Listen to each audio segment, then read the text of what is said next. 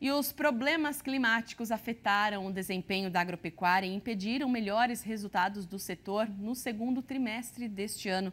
Para repercutir PIB, inflação, crise hídrica, eu vou conversar agora com o economista Felipe Serigati, professor e pesquisador do Centro de Estudos de Agronegócio da FGV, a Fundação Getúlio Vargas. Muito bom dia, Felipe. Obrigada pela participação mais uma vez aqui no Jornal Terra Viva. Bom dia, Lilian. Eu que agradeço muitíssimo o convite de vocês. Bom, o agro sempre puxa para cima o PIB do Brasil, né? Desta vez, a gente viu essa semana, foi atingido em cheio pelo clima e não conseguiu ajudar muito, né? Exatamente, né? Então, e não tem muito para onde fugir, né? Então, o nosso setor está associado a ciclos biológicos que estão fora do controle do setor, dos produtores, e infelizmente, principalmente o segundo trimestre, foi fortemente afetado pela seca, mas também vale a pena a gente mencionar os efeitos adversos que a cigarrinha trouxe para a cultura do milho. É verdade. Agora, a queda do PIB foi de 2,8% no setor agropecuário, né? E o impacto grande também foi por conta das geadas, né? Que a gente teve aí na questão do milho, que quebrou muito a safra, né, professor?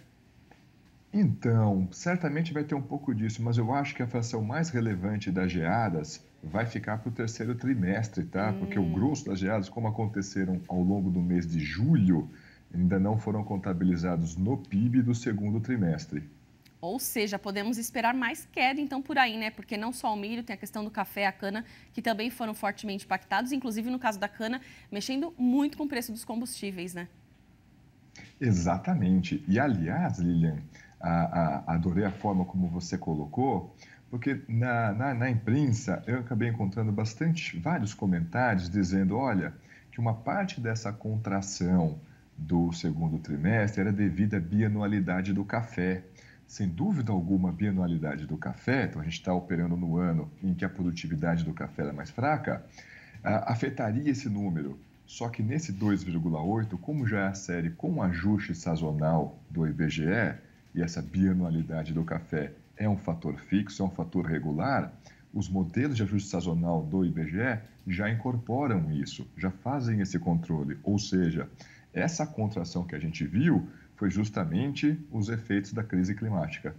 Poxa vida, já temos aí então esses reflexos. O que a gente pode esperar daqui para frente, né? A gente sabe aí que o PIB, no caso, deve sim ter uma queda, mas eu queria te perguntar em relação às agroindústrias, porque vocês fazem também um levantamento importante aí relacionado às agroindústrias e como que está tendo, né, impacto tudo isso que a gente vê no setor produtivo, lá desde a matéria-prima até chegar também nas agroindústrias. Exatamente, né? Então, o que acontece? Do lado da demanda, de uma forma geral, as demandas pelos produtos do universo agro permanecem. Em geral, são produtos com uma demanda mais inelástica, são bens essenciais. Essa demanda está preservada. A agroindústria, assim como o restante da economia brasileira, está sofrendo, gente, por uma sequência de choque de custos que tem sido complicada. Então vamos lá, nós estamos falando tanto de um custo para a obtenção das matérias-primas, dificuldade para obter alguns insumos de produção, principalmente quando eles são importados e dependem ali de frete marítimo, e agora, mas não é novidade, mas a situação infelizmente ficou um pouquinho mais desconfortável, justamente o custo da energia elétrica.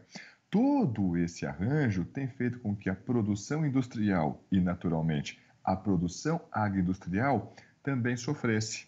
Naturalmente, a gente ainda não atualizou as nossas projeções, mas certamente aquela projeção que a gente tinha mês passado de uma expansão da agroindústria de 5,6% para 2021, provavelmente teremos que rever e esse número ficará menor. E provavelmente a gente vai ter aí uma crise hídrica ainda mais forte, né? A gente está vivendo aí, claro, começando o mês de setembro, a gente tem um alívio nas chuvas, né? A gente vai saindo daquele período seco, mas como o governo vem falando, aí a crise hídrica está longe de terminar, então isso traz impacto para todos os segmentos da economia, né? Exatamente. Para o universo agro, né, principalmente para as atividades agropecuárias, minha percepção, pelos números que nós vimos dos modelos climáticos, a gente volta a ter um volume de chuvas um pouquinho mais razoável ali para a segunda quinzena, final de setembro, outubro e novembro, esse regime de chuvas deve ser melhor, porém temos uma janela desconfortável entre dezembro e janeiro, o que vai depender bastante, e aí as chuvas só voltam, né, de uma forma mais regular lá para fevereiro, o que vai depender bastante do planejamento dos produtores. Para evitar pegar, por exemplo, esse período de janeiro, de fevereiro, por exemplo, naquele momento, seja de floração da planta, seja no momento de enchimento de grãos. Em outras palavras, olha, há um cenário de uma laninha bem mais tranquila esse ano do que foi ano passado. Para o universo agro, isso pode trazer um bom alívio, mas não é alívio suficiente para encher reservatórios. Ou seja, mesmo que esse regime de chuvas funcione minimamente para o universo agro, infelizmente aqueles custos associados à energia elétrica devem permanecer. Até mesmo porque o anunciado essa semana que aquela tarifa excepcional na conta de luz, a tarifa de escassez hídrica, deve permanecer pelo menos até o mês de abril do ano que vem. Tá certo, tá difícil aí fechar a conta, professor, mas que bom que o agro continua aí, né, tendo bons resultados, a demanda segue firme, tanto aqui no mercado nacional quanto internacional, e eu agradeço muito a sua participação e em breve a gente volta a conversar, então, um ótimo dia. Eu que agradeço, um ótimo dia a todos, um grande abraço, gente.